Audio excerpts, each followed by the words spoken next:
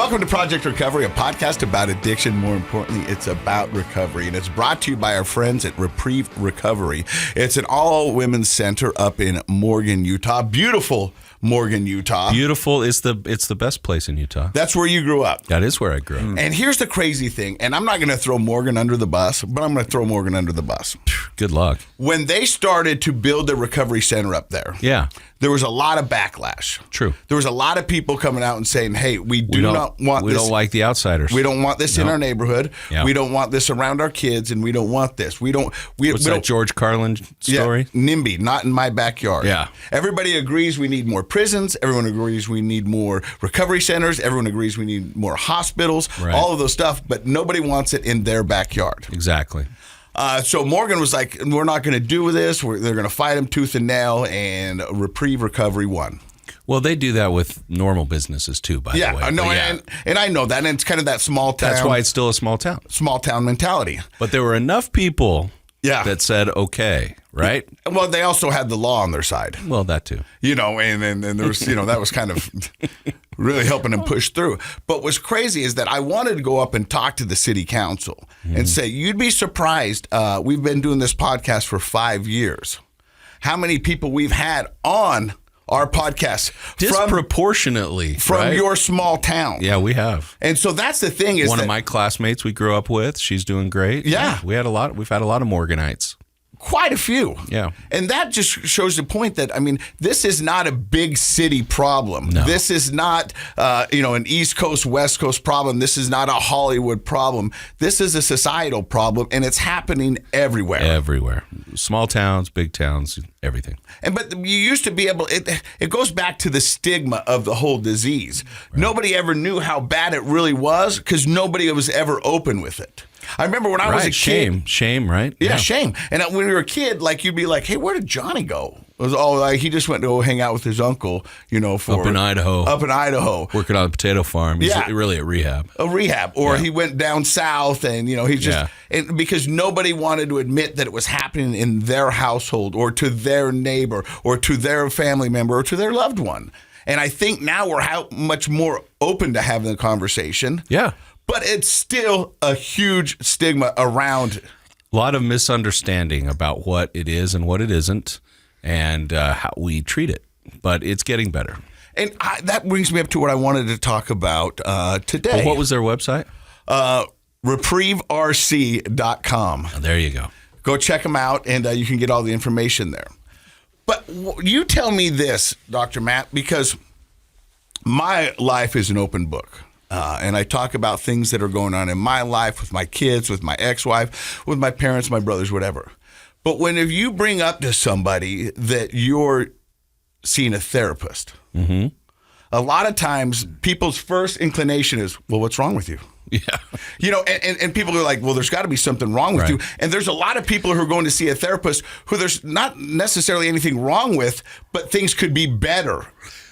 If understood, what they're dealing with. 100%. People get either uncomfortable or interested, but there's often the assumption that there's, I didn't know that there was something wrong with you. Yeah. Interestingly, I had a conversation in therapy with a woman yesterday, and she even did that. She started off, she said, I appreciate you seeing me. I'm like, well, of course, I've been seeing you for a while now. It's no problem. And she's like, well, I feel like you probably see people with much more severe, my problems aren't that bad. And I feel bad taking up your time. And we had to have a conversation about well, is this time valuable? Is it helpful to you? She said, yes. Mm-hmm. I said, over the time we've been working together, have you been able to work some things through that you hadn't been able to do on your own? She said, yes. Have you learned some skills that you feel like you use regularly to improve your life and relationships? She said, yes. I said, so wouldn't it be great if everybody could use some help that way, right? Because I know I can and have at times, and I know you have. And so you don't have to have something that's putting you in the hospital before you go get help. In fact, that's the worst model possible for mental health and substance abuse recovery is let's wait until there's a major problem and then try to go fix it. Why don't we get out ahead of things and try to go work on things before they become a major problem? Or if you wanted to get good at playing the piano, what would you do? I would take lessons. Right. And you wouldn't wait until you had a recital and then try to sneak in a lesson the day before, would you?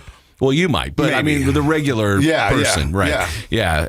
But that's kind of the analogy is like a lot of people, they're like, well, I'm fine. I'm okay. I'll wait till there's a tragedy or a crisis and then I'll go in and get some help. And that's the old medical model, and it works great for medicine, but it's not a great model for us. I when you say the term medical or mental health, there's a lot of negativity that surrounds Stigma, that. sure. But why? Because Thankfully, a lot of people are talking about the importance of improving one's mental health ever since COVID. I think it's become just part of the lexicon. Everybody's talking about that. So I hope over the next decade that becomes just as important as dental health and physical health and mental health. They're all the same. like my fitness is very important to me in my recovery. And in order to stay in great shape, I have to go to the gym. And you go every day? I go every day. Yeah. And my mental health is very important to me in my recovery. Mm-hmm. And so a therapist is just like a gym for your brain. I mean, to go in there and work some things out and talk some stuff out, because anyone who tells you they have all the answers is full of garbage. Yes, because nobody has all the answers. And I'm 50 years old, and I'm still trying to figure out who I am and what I'm all about. And anybody who knows exactly who they are and what they're all about is lying to you. So you're paraphrasing Carl Rogers, the famous psychologist, who said, life is becoming. Yes. And the happiest, healthiest people are always in the process of becoming. Yeah. I tell my kids all the time, I go, life is a journey. It's not about the destination. It's about the journey and where you go along that route and what you learn and who you meet and what goes on. That's what it's about. Yeah. I just had a brilliant $1 million book idea for you. Let's do it. Meme Dad. Meme Dad. That's you 100%. Meme Dad. Yep. Because if nothing changes, nothing changes. There you go. Absolutely. Our guest here, Mark Pepper, who's been sober for 21 years. Which, by the way, can we just talk about how cool of a name that is? Wait till you hear his voice. Yeah. I mean, he's got that gravitas. He's got that gravelly voice, and and he just speaks with just such elegance. You must be like an English professor or something. I bet you have a degree in English. Yes, something like that. So he's been sober. Is that how I started? That's the beginning. That's it. Okay, well, there you go. He's been sober for 21 years, and I'm guessing on your 21-year journey, you've learned a few things about addiction, mental health, rehab, in and outpatients, all that kind of stuff. Correct. A lot of things. And we're going to find out more about that in just a second. But one of my favorite memes when it comes to recovery is this, Dr. Pepper, or Mr. Pepper, or... Mark is great. Okay. The definition of insanity is doing the same thing over and over again, expecting a different outcome. And to me, that so beautifully illustrates what active addiction is. For me, because I was doing the same thing over and over again, and every day I was expecting a different outcome.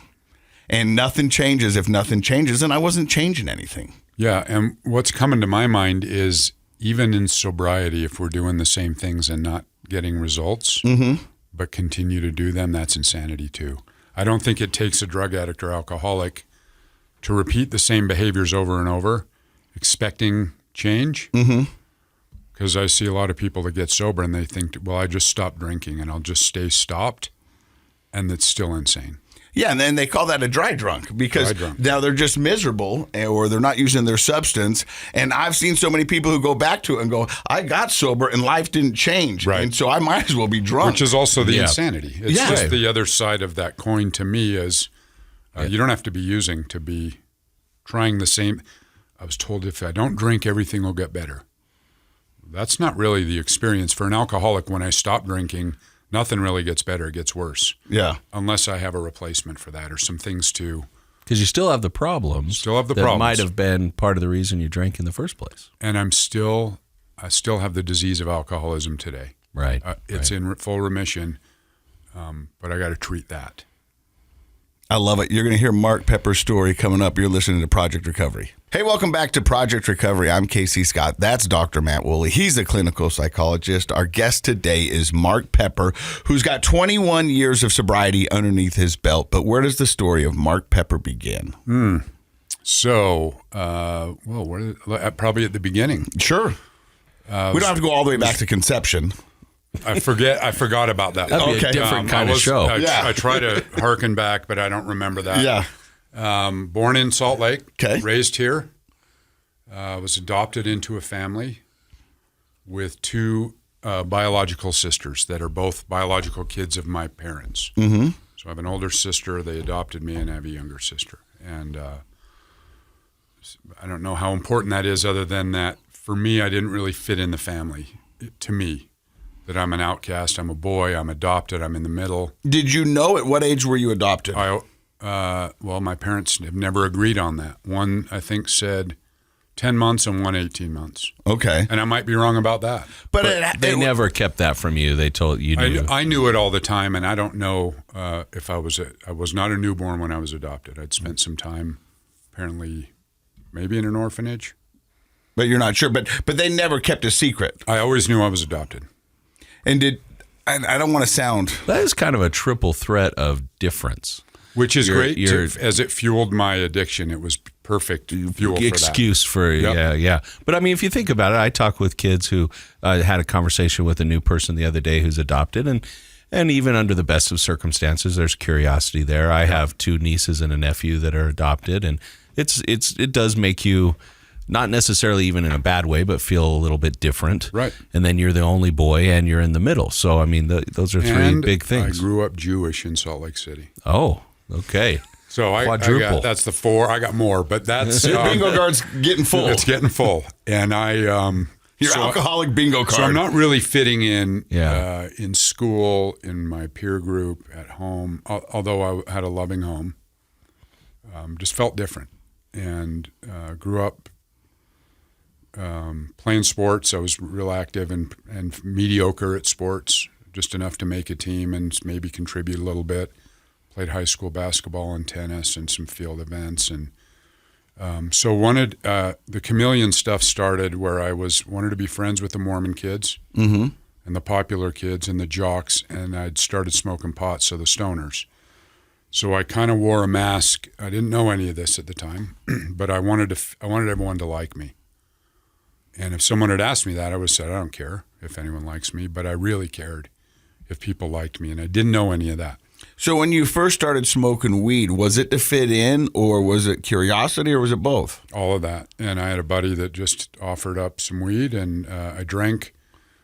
There was alcohol in our home. It was part of the religious stuff, and I tasted it as a little boy.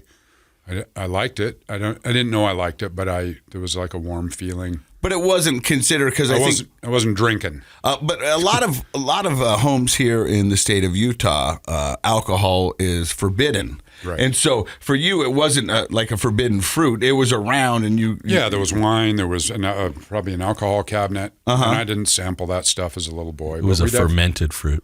We'd have a little bit of wine on Friday nights or whatever it was. Yeah. But the first time I drank till I blacked out and got sick, and I was probably 13. And after that first drunk, because I too have had one of those, I said, well, this sucks. I don't want to do this again. That was not my reaction. I was like, this is great. I want to do that again, including the headache and the spinning, and like all of it was fantastic. Mostly because while I was doing that, I was connecting really well with my new buddies. Mm-hmm. And Mark's crazy. Mark's fun. Mark's all these things. Right. I was funny. I was fun. They're funny. They're fun. But I liked that. And I soon found weed. And those two were 13 to 16 kind of constant companions. Whenever I could drink and always smoked. And we've had people who've sat in that chair where you're sitting right there that says, after that first drink or that first smoke or that first Oxycontin, whatever it may be, they knew that this was going to be their jam. Did you think it was going to be your jam? I wasn't conscious of that, although I really liked it and sought it out. Mm-hmm. I was more like, I want to do well in school. I want to play sports. I was kind of driven. I did really well in school my whole life. I don't know that I was smart, but it came easy, but school was important. Learning was exciting to me. Drugs were exciting. Like I kind of got turned on pretty easily. So it sounds like you had a pretty typical high school. I mean, feels like that. I mean, the ones that the TV shows and movies celebrate. You experimented. The stoner, the smart kid. Yeah, I was just and I don't know. But never got in any real trouble in school or with the cops or your parents because of it. No, I got talked to a lot by the cops, but never in trouble. Mm-hmm. High school was no trouble. So then you graduate high school. Well, let me ask you this first. So how did you feel socially? So here you are, you're excelling in kind of everything you do, including hanging out with the stoners. Because you're involved in everything, I assume you had friends in all those groups. Did you actually feel like, oh, I'm included, I'm definitely one of the gang? Did you have a positive social experience, or did you still feel a little bit like an outsider? I think at the time I did. Mm-hmm. I think looking back, I didn't. And I don't know which is true, but I felt like I was okay. If I had just a little bit of pot in me, I was fine with anybody. When I was not able to find marijuana, I wasn't very happy. Okay. And and alcohol, and then cocaine, which are kind of the three primary drugs that I used. Cocaine even in high school? In high school, I started at 16 and stopped at 39. You know, I think what you're describing is something we see a lot on the show, and probably you've seen in your work as a therapist, that people who have that, like you said, I got turned on pretty easily. You get excited about things. You're curious-minded. You want to try things. You have enthusiasm for everything, whether it's school or drugs or whatever. Those folks tend to kind of go big with drug use. Yeah. Yeah. And that was, and again, unconsciously, right? I wasn't, it's interesting to look back and to talk about it. And because in the moment I was just a kid. I was just like, I'm just growing up normally. This is what I'm doing. Mm-hmm. I didn't think, am I happy? Am I okay? Very often I fit in well enough, and I think I had a lot of friends because could get drugs and alcohol. I think that helped me socially, because it does make you popular. I could buy beer and I could drive to Evanston and do that stuff. And so I was happy to buy friends. I was content having friends that needed me because I had alcohol and drugs. We've talked about it on the podcast before. In that party circle, that group, your only currency to get invited or welcomed into that group is either a willingness to do it or bringing it. Yeah.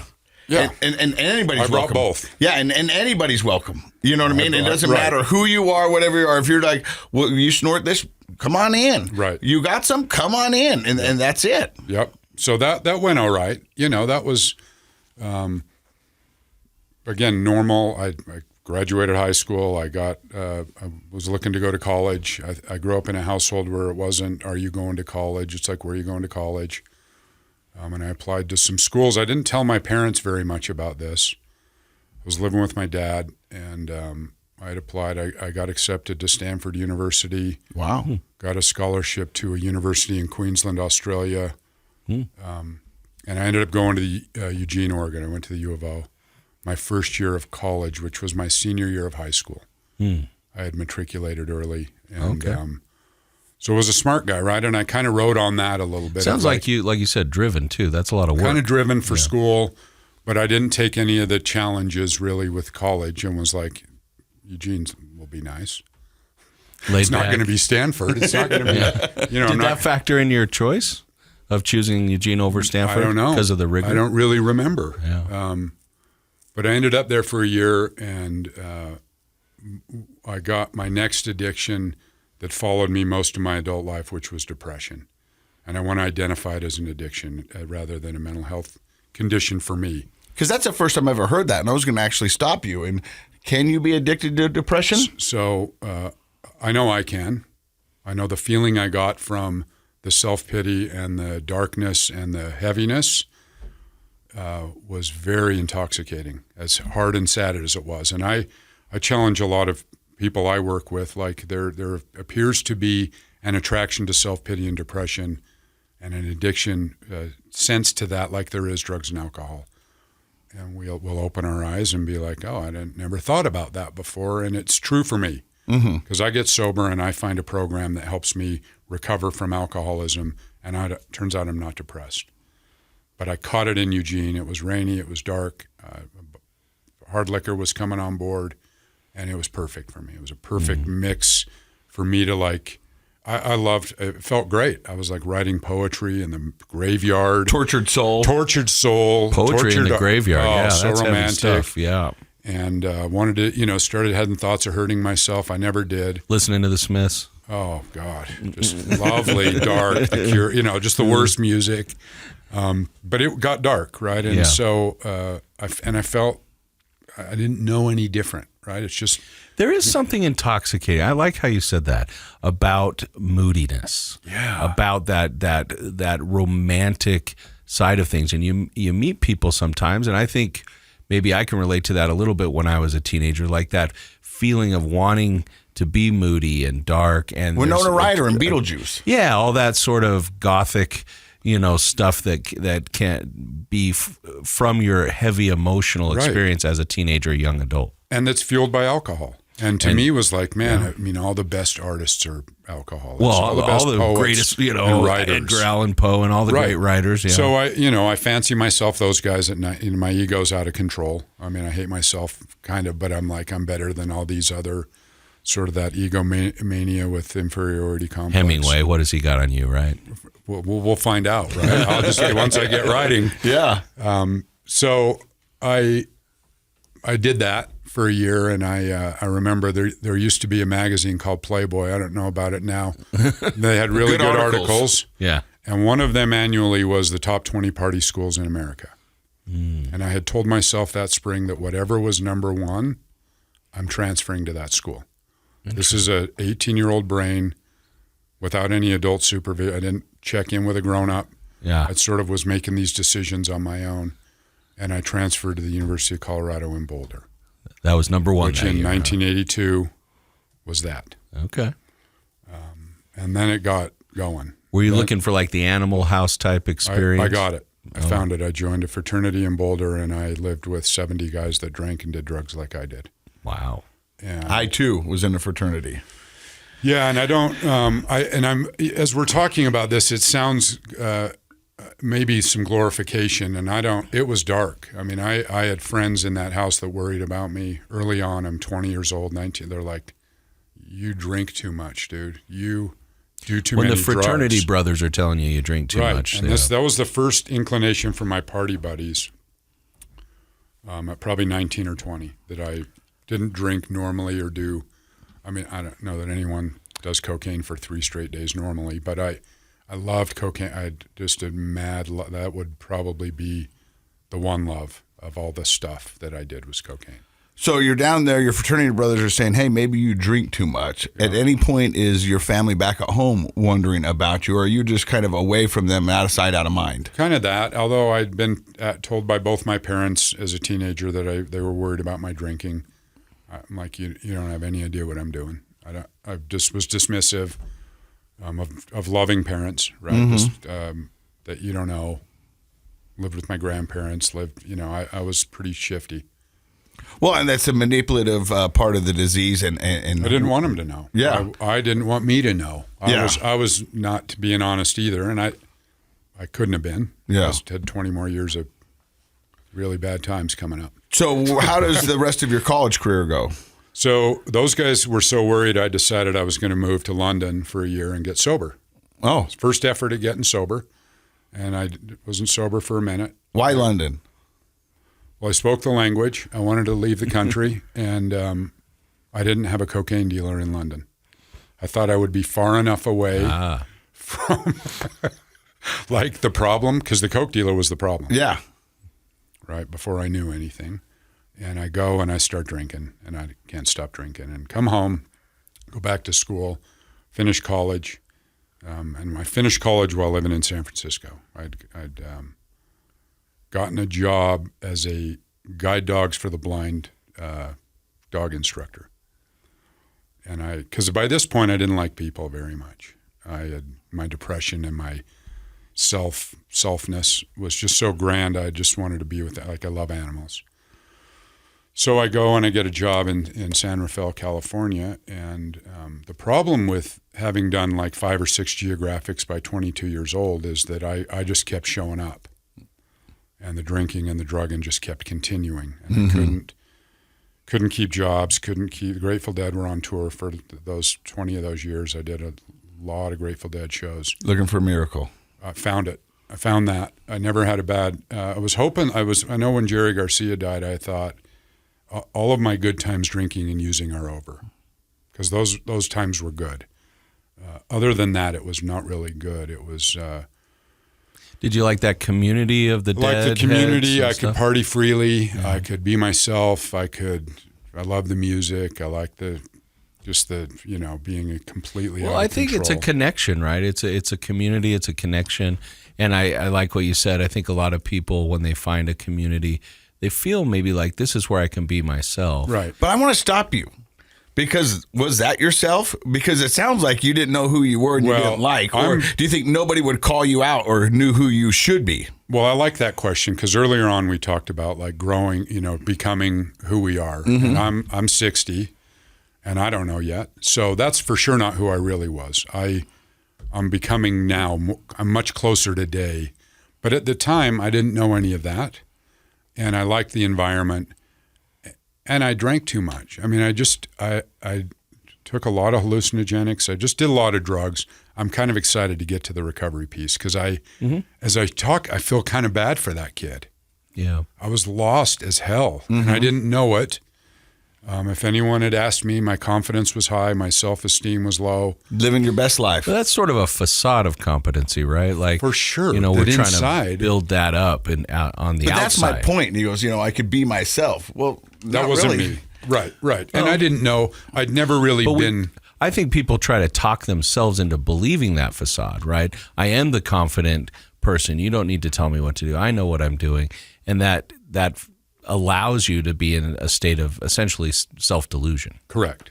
And without even, well, it's sort of in the definition, right? Like I didn't even know that I was delusional about that stuff. I thought I was fine. So you're bouncing around, you're following the dead, you've gone to 5 different states, you crossed the pond because you didn't have a drug dealer there.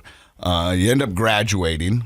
And then where does Mark's life go? I stay in San Francisco for a while, bounce around jobs. I start getting jobs where I'm helping people. I work for like group homes, helping kids. I moved back to Salt Lake for a brief period of time. I don't really remember what was going on there, but got into helping kids. Moved back to the Bay Area. It's late 20s by now, maybe, early 30s, and I meet my first wife in San Francisco. My mom sets us up on a blind date, and I met her, and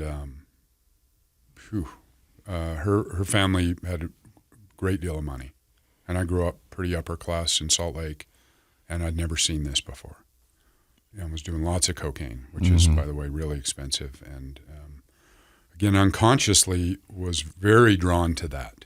I wasn't drawn to her so much, which is hard to say, but drawn to that life that was possible with that, with cars, homes, travel, drugs, right? And sort of the freedom to be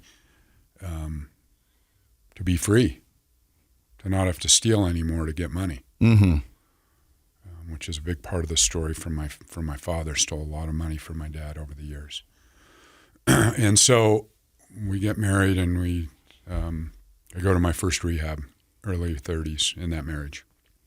And Did you go because you needed help, or it was an ultimatum? Or yep, all that. I for sure needed help. Yeah. I would not have gone on my own. My sister did a little intervention. I'm going to let Dad know about all this. I'm going to, you're out, dude. Your cocaine use is, I know what's up. I was thankful, grateful. Went to Center City, Minnesota, Hazelden. I didn't know what Hazelden was at the time. I knew I needed, again, on my own, I'm like, I should probably leave Utah. Not a great idea, but I didn't consult. I was talking to my wife at the time. She's like, yeah, I'll go. So I went there for 30 days, and my dad and my wife at the time flew out, went to family week, family day, whatever's going on. They were involved. It was great. And then I left there and I didn't know what to do. And I'm sure they gave me an aftercare plan that I don't recall or didn't. I knew what to do when a band I liked was playing at the Zephyr. I knew what to do. Right. So I went and saw them and assured my wife I'd be sober, and wasn't. Right. And so it was like 4 days after I got home, which is my entire experience in rehab. I never stayed sober in or after rehab one time, and I went to a lot of rehab. So my 30s were just that. We're In and out of rehab. in and out of rehab, Broken and relationships. promises.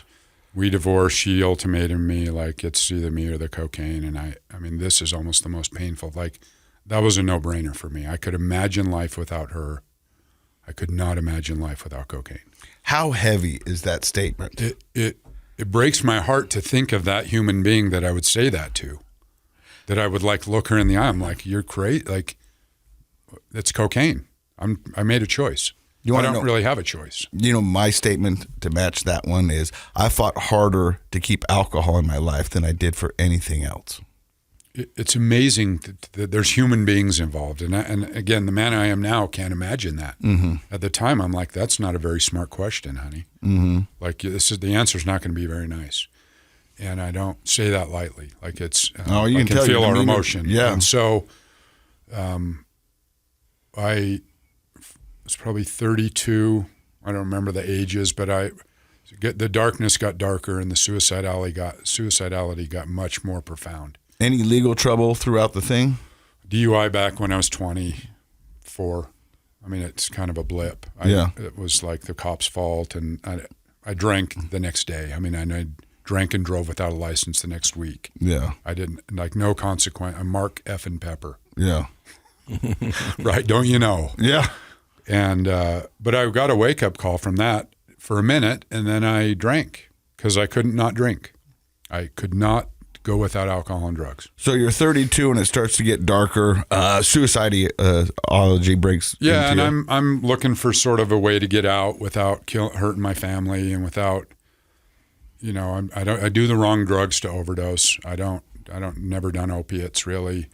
I don't shoot drugs. I mean, I smoke cocaine and snort it and do alcohol, and those are really not the easiest ways to kill yourself. Mm-mm. I'm not a gun owner. I'm not a slasher. I don't really have a way out. And so my first marriage, we owned a nice big home up in the top of the avenues, and shortly thereafter, I had the slide was fast. I was living in a room in a ski bum's house on Creek Road, and these 20-year-old kids asked me to move out. They were afraid I was going to die.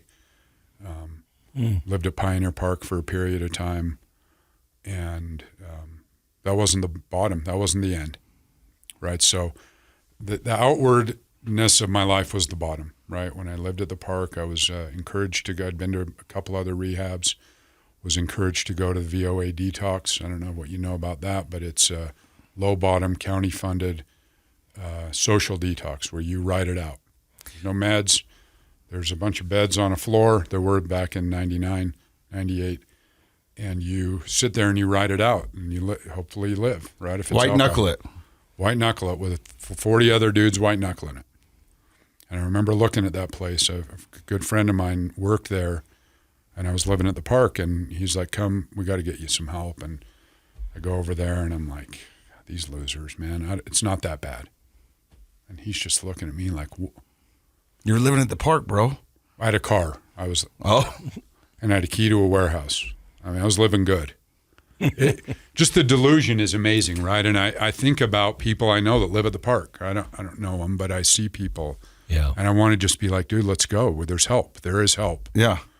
And so I'm getting close to the end. I go to my last treatment center, the Haven, which is sort of a low-bottom, county-funded, guys from prison, guys from jail, guys from the streets. Mm-hmm.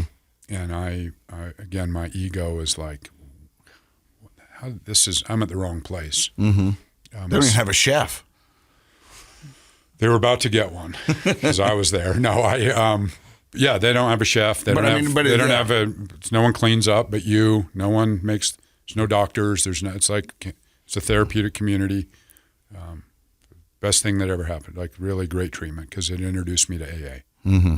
They had 5 meetings in-house a week, and we went out to 2 a week.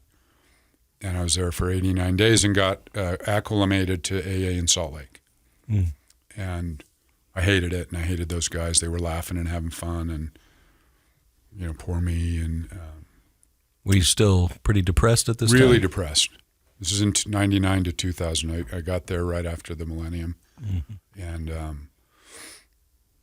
I used drugs when I was there. I got a pass and went to my cocaine dealers and got drugs, and I was using it for probably my last month there. And I was like more sad because I knew like this was my last chance of treatment, and I can't even stay clean and I'm a different case. I think it's the depression that's worse than it, not the drug addiction. Like I felt like I was sort of a garden variety alcoholic and drug addict who did a ton of drugs and alcohol, but I was the saddest guy. Like, don't you know? Mm-hmm. I was happy to let you know how hard it was and how sad. And one of the staff there, I remember her well.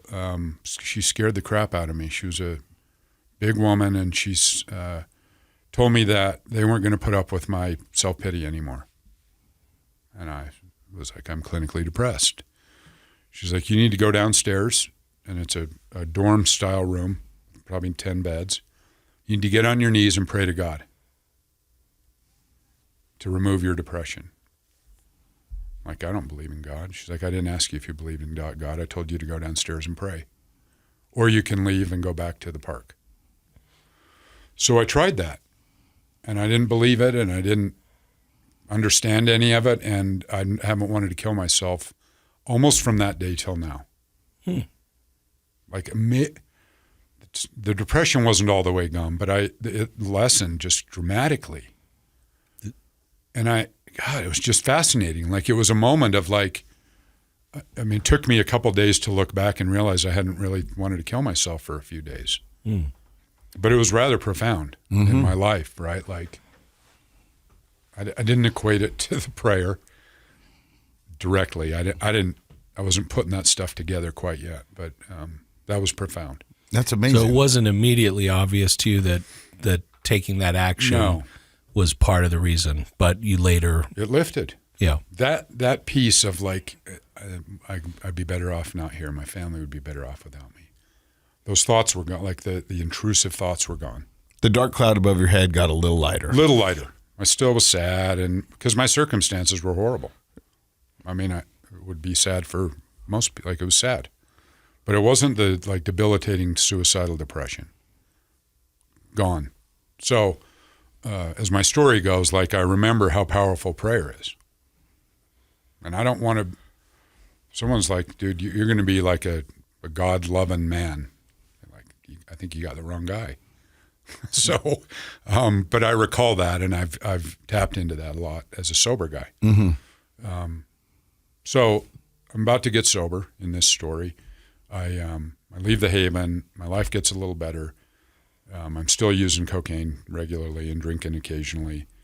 And I'm about to go to 2 years of rehab. I kind of silently, I'm like, you need to be locked away for a while. So you're going to sign yourself up for 2-year rehab. Prescott, Arizona, the Prescott House, and I'm on the phone with the guy. He's like, great, we have like from detox all the way down to like you're part of the community, and we have jobs, and we have a moving company, and we have a bakery, and kind of like the other side here. Other or the side, Red Barn. Yeah, that's that kind of thing. Before I'm like 2 years is probably a good start for a guy. Like, I can't get sober in a 90-day.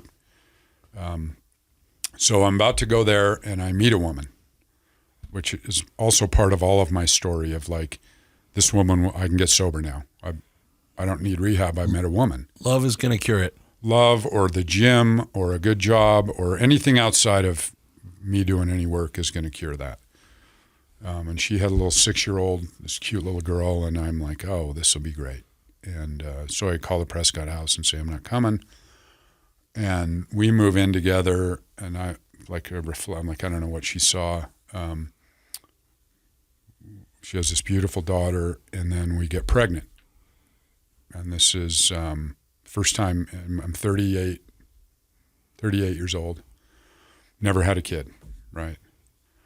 So I'm like, oh, this is, I don't know if we didn't know if we really wanted to be together. We decided we wanted to keep the kid, but weren't sure if we wanted to be together. And so I lived with her, pregnant her and her little girl for the pregnancy. And then at about 7 months pregnant, she found out I was lying again about my drinking and using, which I always did. Yeah. And she left. And that was October 9th of 2002. And it was a Wednesday night. And I'm sitting on the bed. So I was living in a home. It wasn't homeless. I had a job, part-time job, which was a lot for me. And she's driving off with her little kid. And your baby. And my baby. And I'm like, oh my God. I just remember the despair and the bewilderment and terror. I'm like, here you are again, and you're 30, like you're 39 years old. You're like an adult man. And a couple of my buddies were at a meeting that night, an AA meeting in the Foothill group, and I went up there, and I was sad, and she caught me, and I'm in trouble again, and they're laughing, and like they do in AA, and they're having a good time. And that was the last day I drank and used. That was the last day. That was it. October 9th. My sober date's October 10th, 2002. Wow. And I didn't know that would be it. I would have drank a lot more the night before. But it was it. And What was it about that meeting? I'd been to that meeting a lot. I don't know that it was that. It was the next day I got up and went to meetings, which I was going to a lot of AA over the couple of years from the Haven till then. Mm-hmm. And lying and taking dirty chips and not, and then I'd get caught and I'd come out and tell how I used, drank, whatever. I know that there's a theory that we can't get sober for other people. I don't quite ascribe to that. I think wanting to be part of that family was powerful. Mm. I don't think it would be enough to keep me sober, but it sure helped me get sober. Mm-hmm. So I got sober. It was like, and was feeling better, right? And was being honest and telling the truth. And she came back, and that little dude was born when I was 2 months sober. And what a life. And he's 21 now, and we have this relationship he's the only blood human I know on the earth that I'm related to, because I don't know my bio family. And a couple years later, I adopt that little girl, and she's my daughter. And God, so family is really important to me. And I think being a sober dad is probably the thing I do the best. I think my kids would tell me I'm a great dad. And I got a lot of good examples around me of great dads.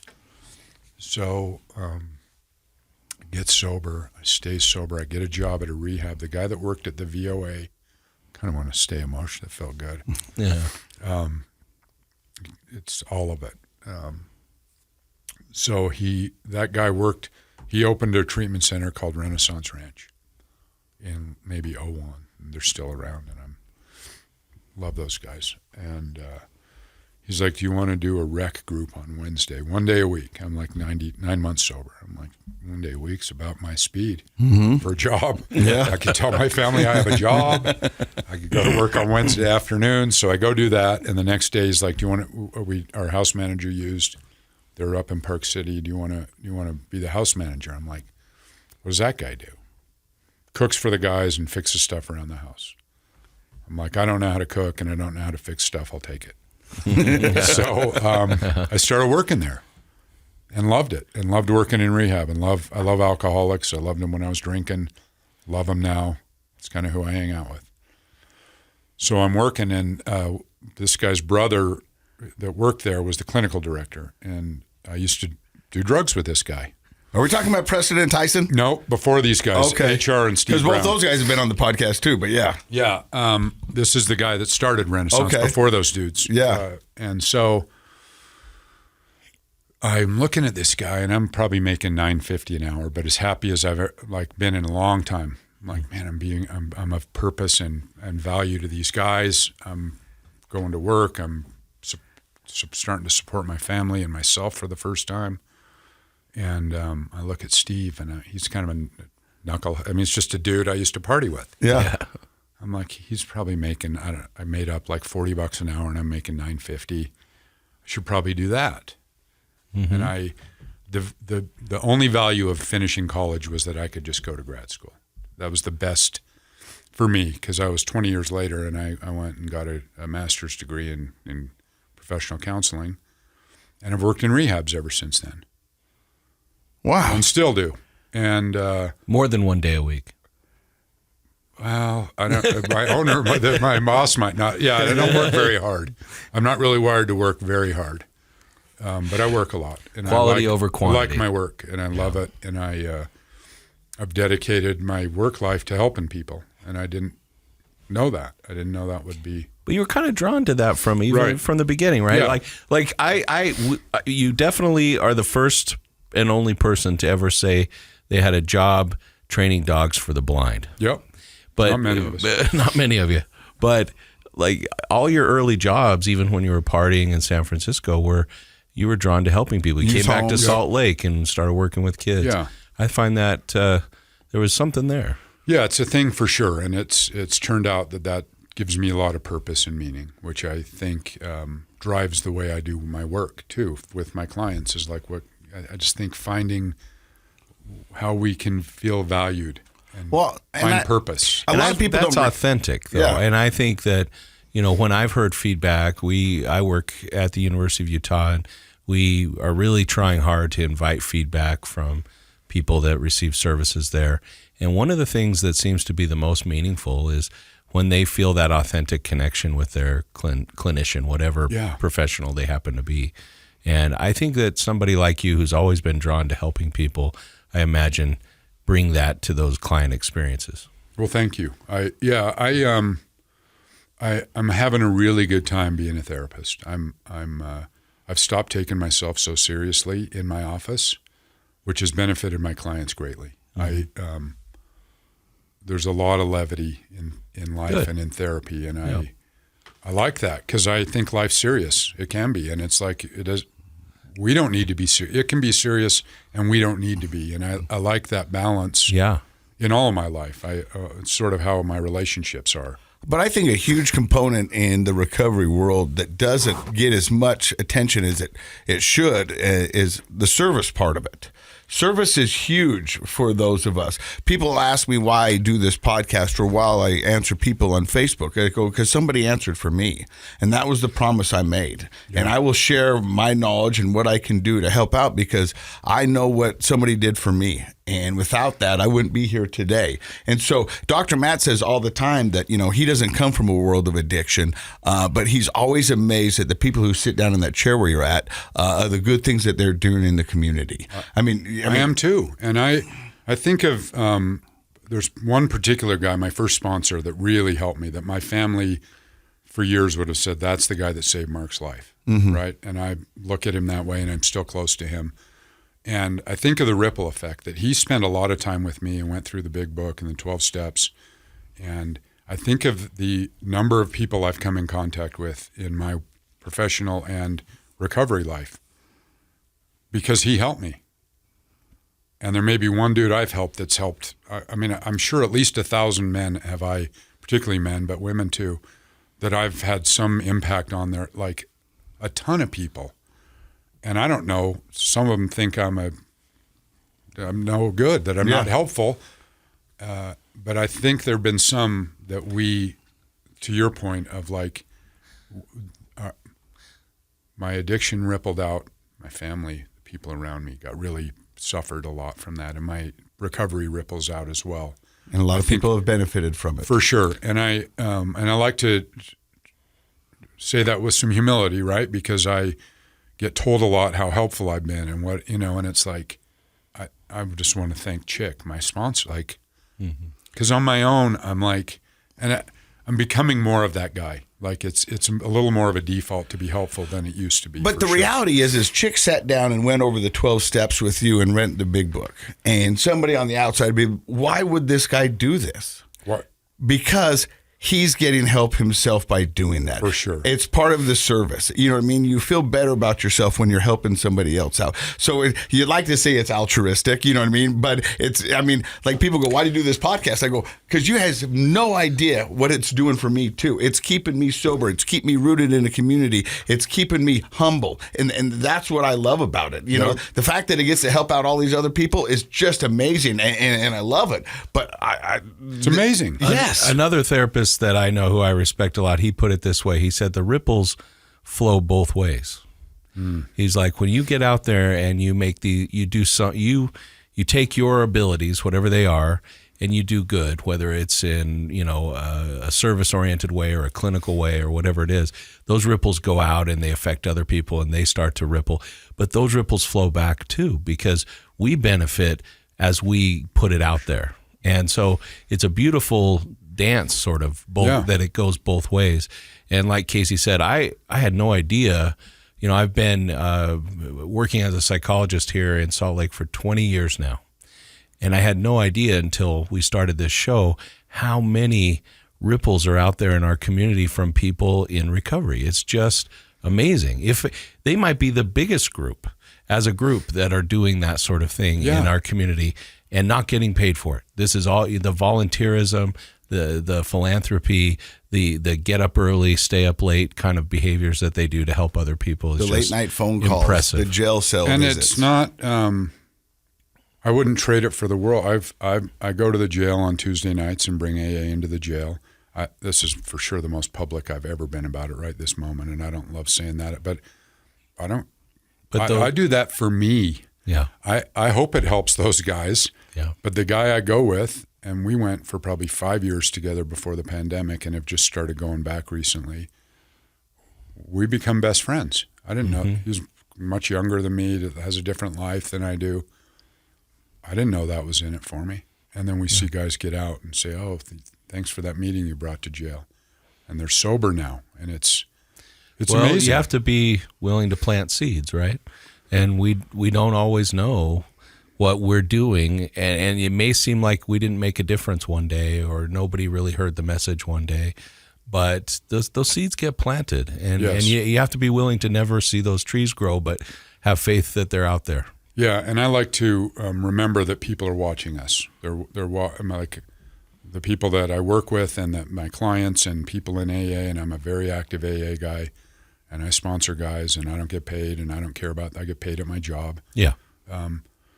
And people are watching, and because I was watching them, like how do you be a good sober son?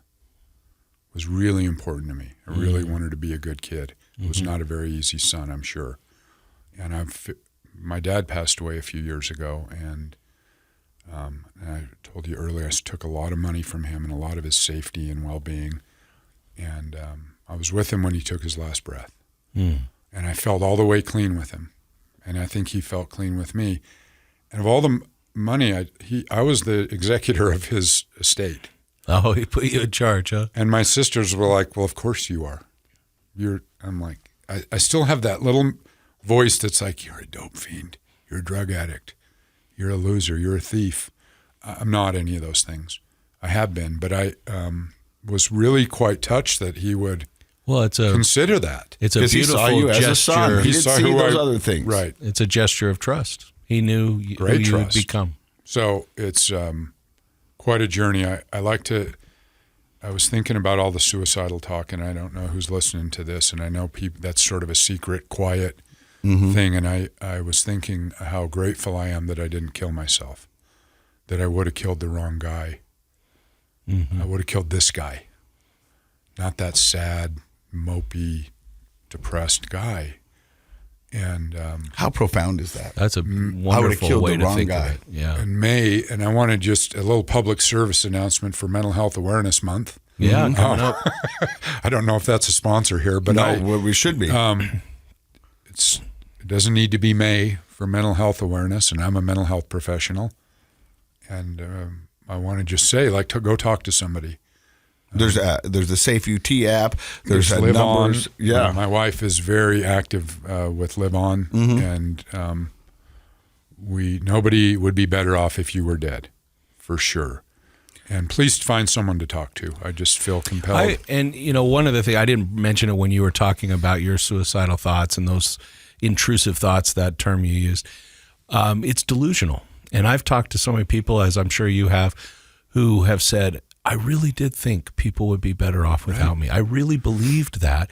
And now I look back on that and I think, how could I have thought that? That's the power of depression. Correct. And mental illness and substance abuse, that it changes the way your brain functions to the point where your brain can convince you of things that aren't true. But I echo what you say. Nobody is ever better off. In fact, everyone's worse off when a person leaves and takes their life. I've heard people say when a family member or loved one or somebody commits suicide, the old school thought was like, I can't believe they took the easy way out, or they get mad at them. And I go, you got to stop. Very And you got to throw judgmental. some empathy in there. That's how bad it was. Yeah. That they thought this was their best idea or best option. Yeah. So, you know what I mean? That's how powerful depression is. That's how powerful substance abuse is. That's how powerful addiction is. Yeah. And so you're right. Go And out. I think if we don't talk about it, we're in real trouble. And I like when we talk, like you're going to therapy. I've gone to therapy for 20 years of my life. I do therapy. I don't like, if not to learn how to live life, to maybe find one other human being you could be honest with and transparent and vulnerable with. The value of that is unmeasurable, I think. Yeah. That the secrets we keep, that I couldn't tell my partner this, or I don't want my neighbors to know this, that you could tell a stranger, a therapist. The value of that, I think, is, there's no value on that. When you were told to go downstairs and get on your knees and pray, I don't know what you prayed for, but I have a feeling that's the first time you've probably ever said everything out honestly and open. Right. Well, you know what I mean? And freed your body from, and that's why, but that's just me guessing. No, you know what and I mean? I listen, I'm a 12-step guy, I'm a God guy, I'm a prayerful guy. I don't want to promote any of that here because we don't promote that, but my life is transformed as a result of those steps. And the process of the steps is not to help you stop drinking. It's to help you find a power greater than you that can help you with your life. And I found, like, I got that in my corner. Yeah. I tell people I got sober to live, not sober to hide. And I would say that recovery is about an abundant, rich, very full life. It is not about, well, I can't go camping anymore, can't go to concerts Right. anymore. I wasn't doing any of that stuff really before because I was hiding out in the basement. Mm-hmm. And my life is just a little, like, so last year I took my family, my wife and 2 kids we flew into Edinburgh, Scotland. On Father's Day, my son and I played St. Andrew's Golf Course. Oh. Yes. And that night we went and saw Elton John in Sunderland, England, in northern England. Father's Day, a Sunday. Wow. Spent the week in London, and the next Saturday we saw the Rolling Stones at Hyde Park in London. Holy cow. And that's the kind of stuff I would have dreamed of, and I would have never done not sober. Mm-hmm. And that's just a week of my life, right? That's 12 days. And I got a lot of those stories. And I know a lot of dudes that have a lot of those stories of we're living big lives. Sober, I can do anything I want. Yeah. Not sober, I couldn't do anything I wanted to do. And that's And the power it of looks recovery. differently, right? It looks like when you said the delusion of, well, it's going to be lame and boring and dull being sober. Mm-hmm. Turns out I was already lame and boring and dull. Yeah. Yeah. Like, Did that already. this is rich. This is full. I want to just say there's a life of recovery out there that's really nice. Well, this has been one of my favorite episodes, and if you've liked, I hope you say that every time. I don't. No. You should. It's not- I don't. And I want to say thank you for sharing your story, Mark. And if people like what they heard from you and would like to get in touch with you, you can find him at Steps Recovery, right? Yep. And reach out. And if you're Do they have a website? You don't have to come to treatment to reach out to me. Well, and I'm glad you said that because, Dr. Matt talks about it. It's like when all of a sudden the loved one in your family who needs help, you call a recovery center during the crisis, which you should. But there's no problem with calling these recovery centers ahead of time and going, hey, I'm just trying to get ahead of this to see. I don't know where this is going to go. I don't know how bad it is. Or even just get a therapy appointment and say, I've wondered if I have depression, or I've Right. wondered if I have a problematic relationship with alcohol. Like, I don't know, and I'm embarrassed to talk to my wife, or I'm embarrassed to talk to my friends about it. But you know what? Therapists, whether they're at a recovery center or another place, they'd love to talk to you about that. They'd say, well, let's break it down. Let's get Right. to know you. Right. And I would never diagnose any. It's interesting because substance use disorders, we diagnose them. Mm-hmm. And you only seem to be able to get work done on them if you diagnose that. Mm-hmm. You'd have to agree with the diagnosis, right? It's kind of a self-diagnosed. I probably had an alcohol use disorder much before I got sober. Yeah. And so, I'm here to help. We're here to help You like, I love just, it. Yeah. What is your favorite part of Mark's story? Mark painted a visual picture for me, and I didn't want to interrupt the story and comment on it then, but I'll comment on it now. So probably most of the people listening are familiar with the geography of the state of Utah, but if you're not, Utah, Salt Lake City is nestled in these beautiful high mountains. We have the best skiing in the world, and then you come down and you have this beautiful valley, the Salt Lake Valley. And Mark, you went from living at the top of the avenues, and for the people that don't know, that's pretty far up on the mountain here. You're up above the city and you see everything. It is one of the most beautiful views in the world. And then you went down to live homelessly at Pioneer Park, which is down in the valley. And that fall from going up so high to going down so low. And my thought was he didn't even realize that he'd stepped all the way down because he was still saying it's not too bad. And I thought, boy, if you could just measure the badness in feet, there are hundreds of them. But now you've transcended that again. And I just feel like that visual has stuck with me since you mentioned that. And the transcendence of where are we at in our lives? Are we down low? Are we up high on the mountain? And what does it take to get us up there? And I think you've painted a beautiful picture for us today on that. So thank you. Thanks, Matt. Thank you for stopping by. I appreciate it. What a treat. He's a heavyweight in the recovery world. Yeah. So it's been an honor to hear your story and get to hear you talk a little bit about your journey and all the wonderful things you're doing now. So thank you very much. Thanks, Mark. And thank you for stopping by and listening to another episode of Project Recovery. It's brought to you by our friends at Reprieve Recovery. Go check them out online, reprieverc.com. That's where you can find out more about them. Without them, we wouldn't be able to do this podcast weekly. So thank you to them over there. And thank you for stopping by. In case you forgot, Project Recovery is what? It's a KSL podcast. Yeah. I got it right this week. You did good. Yeah, thanks.